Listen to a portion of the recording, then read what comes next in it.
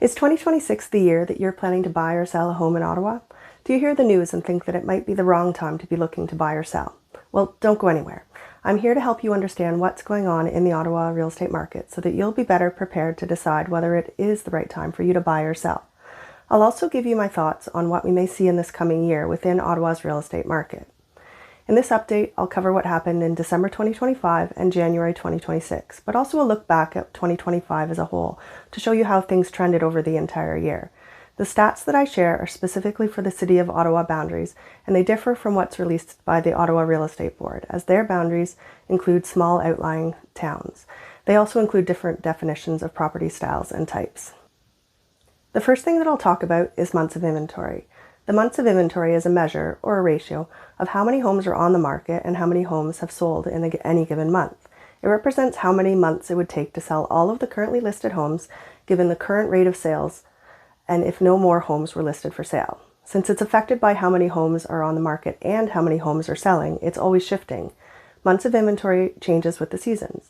The months of inventory typically is lowest in the spring months and then slowly climbs throughout the year until winter, sometimes with a temporary drop with an active fall market. The months of inventory for all properties in Ottawa in December was 4.7 months and 4.4 months in January. It was up slightly from 4.2 months in November. Looking back to last year, we're up quite significantly. It was 3.2 and 3.3 months in December and January last year. I'll break it down into the three main property categories because, as you'll see, they differ quite significantly.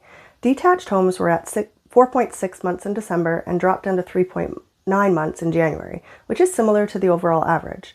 Freehold towns were at 2.5 months in December and climbed to 2.8 in January, down slightly from 2.65 in November, but significantly up from 1.7 and 1.8 that we saw last year. Condominium apartments are selling slower. The months of inventory has been at a constant climb since April of 2025 when it was just shy of 4. In December, we were seeing 8.3 months of inventory, but it did drop to 6.5 months in January, which it brings us back to where we were in November. Last year, though, we were at 4.3 to 4.7 months of inventory. This chart illustrates the months of inventory for the three property types over the past year.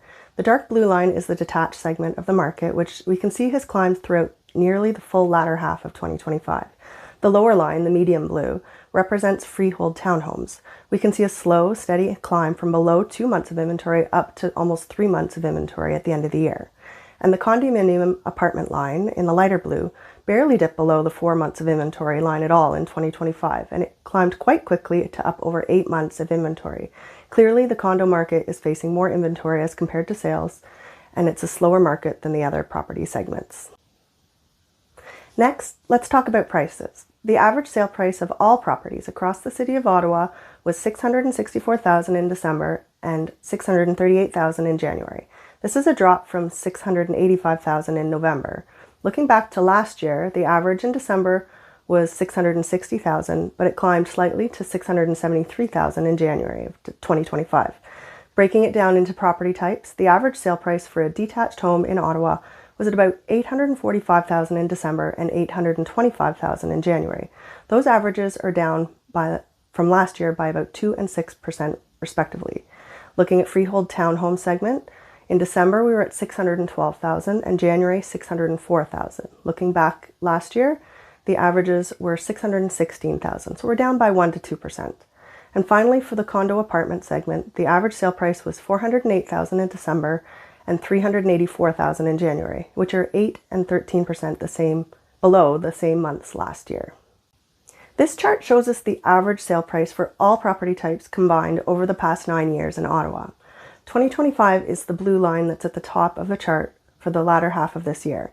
You can see that the average sale prices were actually at record levels from August through December of 2025. Yet, if you recall back to what I shared on the last slide, the average sale prices of each of the three segments in December and January was lower than year over year. It sounds impossible, right? But it's not, because the overall average is due to the makeup of which properties are selling in any given month. And that could mean that a higher number of more expensive homes sold, such as detached or semi-detached homes, as compared to condo apartments.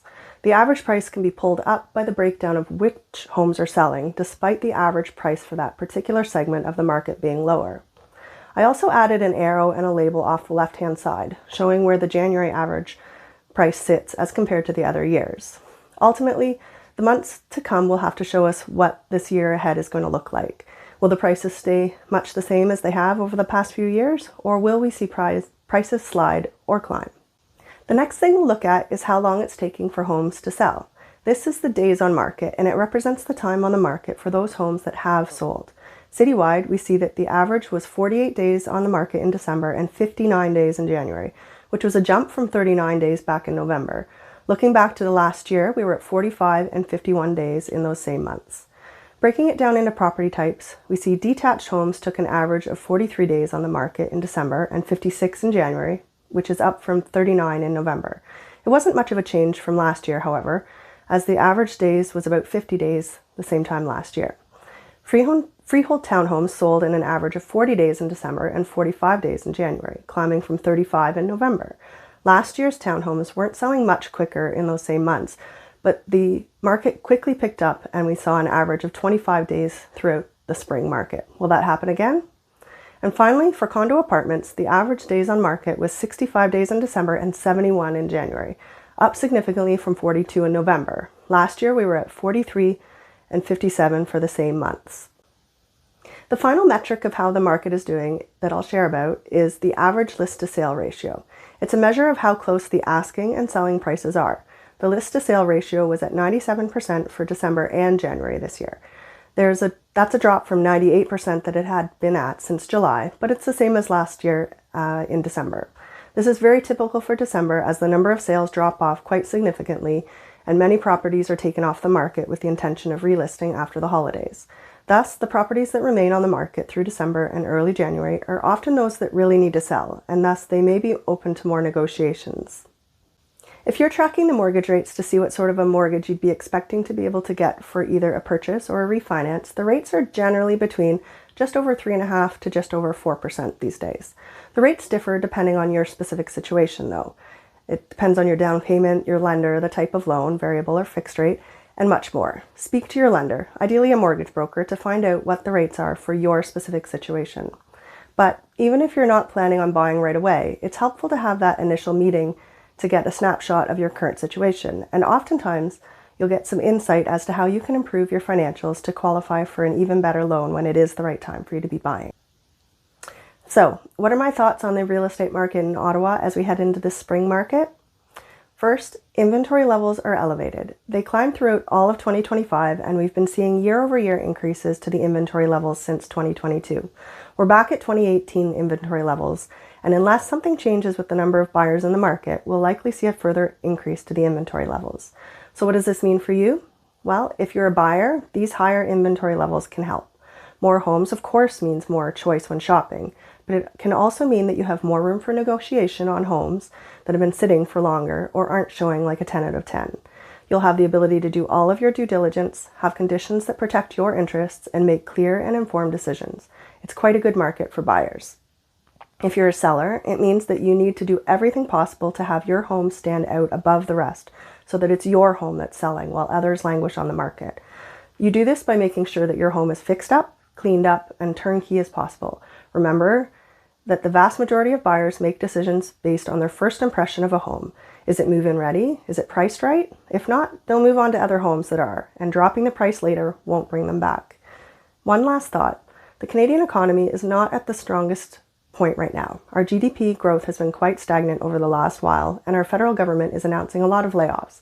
This disproportionately affects Ottawa as a government town, and it can have a trickle-down effect on the real estate market here in Ottawa. These are things we want to keep an eye on in the months to come, as they could perpetuate the uncertainty that we've been facing and cause a further slowdown to the Ottawa real estate market through this year. Regardless of the season, there are always properties being bought and sold. So if you're looking to talk to someone about the home you own or the one you plan to buy, you need someone on your side who's going to tell you the truth and lay things out clearly. The key is information and it's education so that you're making informed decisions on this huge financial decision. If you're looking to connect, my contact details are available in the notes or on my website. Otherwise, I'll be back again soon with an updated report on the Ottawa real estate market.